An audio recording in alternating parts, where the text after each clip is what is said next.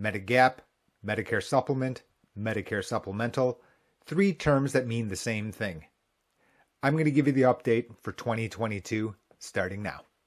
Other videos do touch on this, and this is kind of the challenge and the complication for yourselves. Even a single phrase, a single mention about a particular topic can affect you very, very differently, entirely changing your decision-making process. For newcomers to Medigap, very simple. Medigap is a standardized, grandfathered contract. In other words, Plan N from carrier number 1 is identical to Plan N from carrier number 2. Right on your screen, it's the same irrespective of the number of carriers that you receive them from. Note that the carrier is not required to offer all the plans which are lettered here from A through N. Once you satisfy the Part B deductible, then Medigap literally minimizes your out-of-pocket expenses to virtually zero. There can be exceptions to that. You can see slight differences across the plans. Notably, Plan N, a very popular plan, includes extra copays for office visit, emergency room visits, as well as it doesn't cover the Part B excess charge. You can see lots of other videos here on this channel which make those comparisons. The fact of the matter is the premium for Medigap is higher than that of Medicare Advantage. In many locations throughout the country, a Medicare Advantage plan can be found with no additional premium.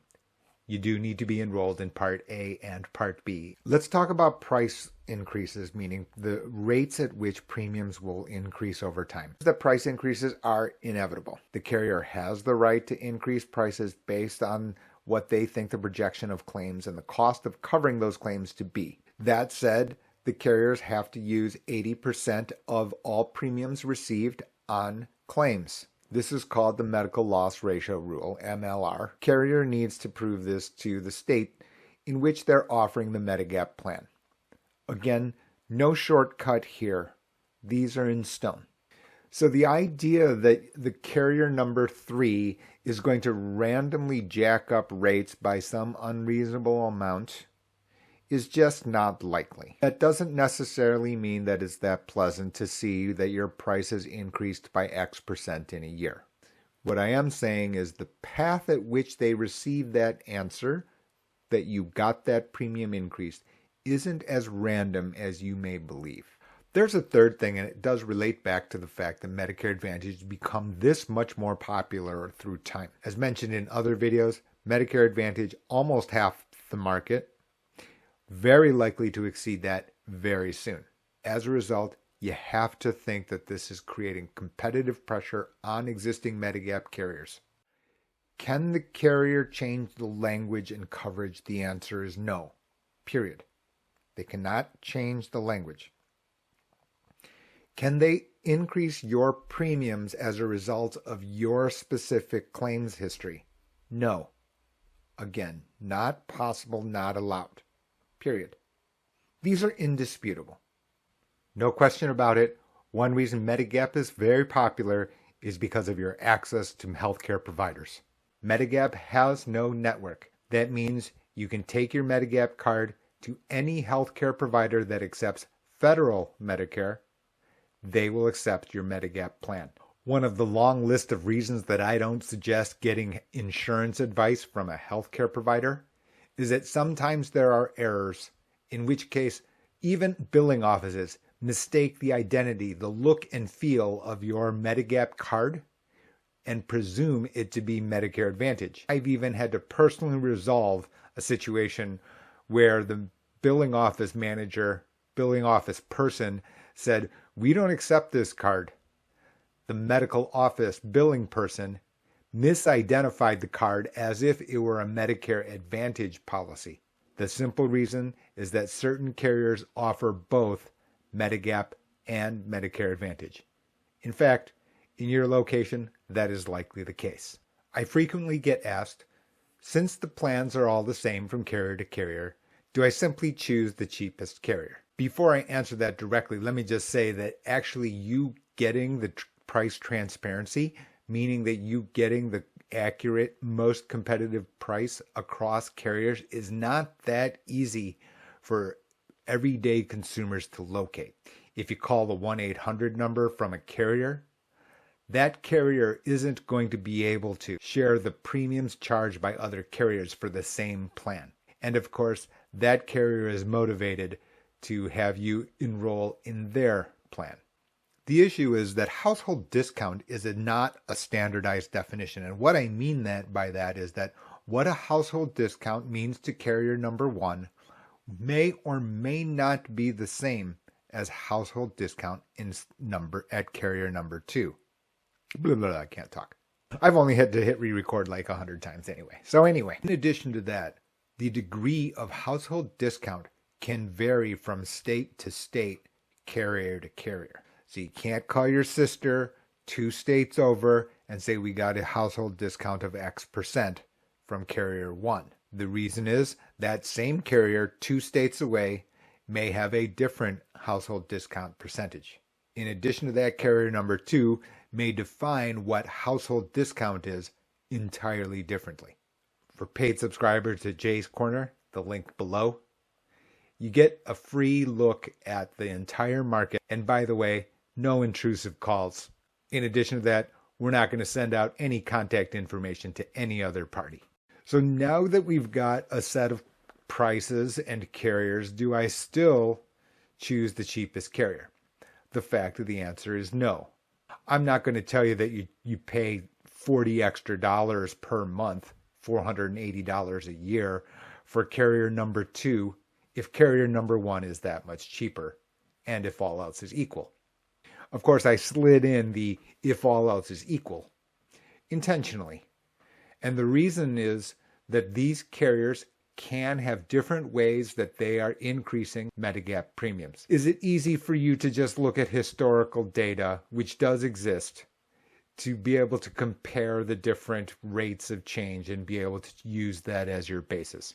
Certainly that is a starting point. That said, it's probably just the first layer of things that I look at when I'm comparing carriers. A number of other considerations. First of all, for me, it is about the transparency of the billing. Because the reality is that sometimes controversies can occur. Sometimes billing mistakes happen. You may have a question. You may call me and I will follow up for you. The issue is they're trying to contact the carrier. Certain carriers, you get a direct line. I get the direct answer right away, meaning that I'm put into contact with the person who can actually give me the answer. In other locations, this is so fragmented that I get put on death hold. Even me, with a phone number that isn't yours, we get the runaround as well. I can understand why you're frustrated.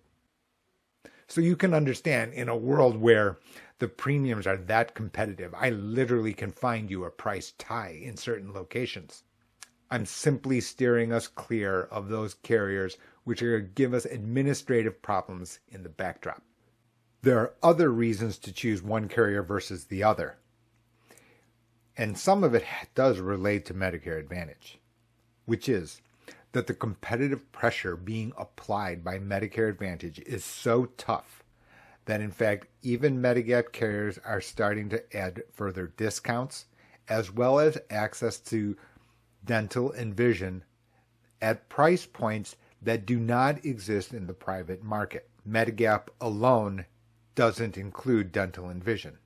The idea of fitness club discounts, enhanced dental and vision, and other perks, you can expect that certain carriers are going to start offering these if they have not done so already.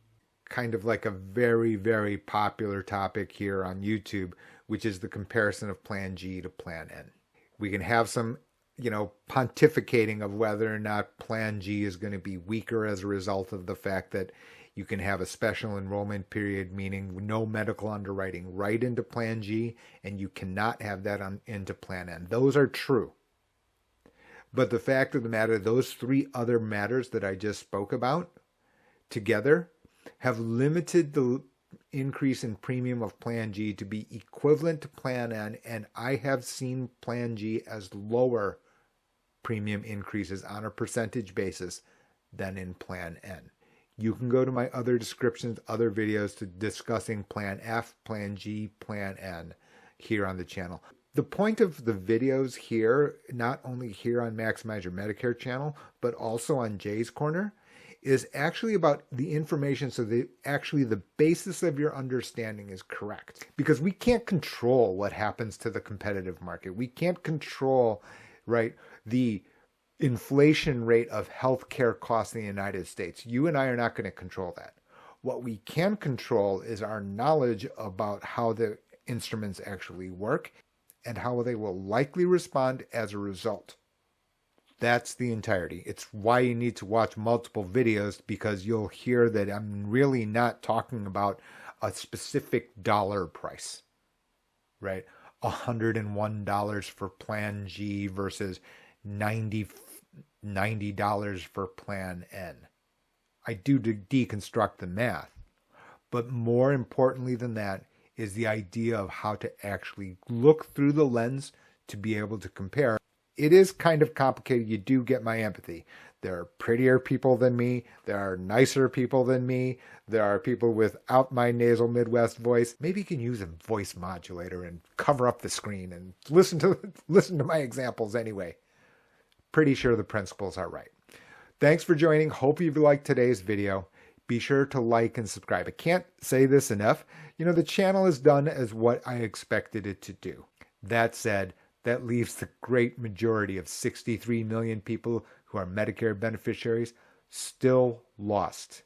I've spoken to groups far and wide, college-sponsored programs, senior centers, libraries, national conferences for certified financial professionals, as well as high net worth wealth managers. Everyone has the same common denominator, which is they don't fully understand how Medicare works, and therefore something comes up as a surprise when it shouldn't have been right from the beginning, because right from the beginning, the options and the price and your access to those options were enormously in the consumer's favor. That's my story. I'll be sticking to it.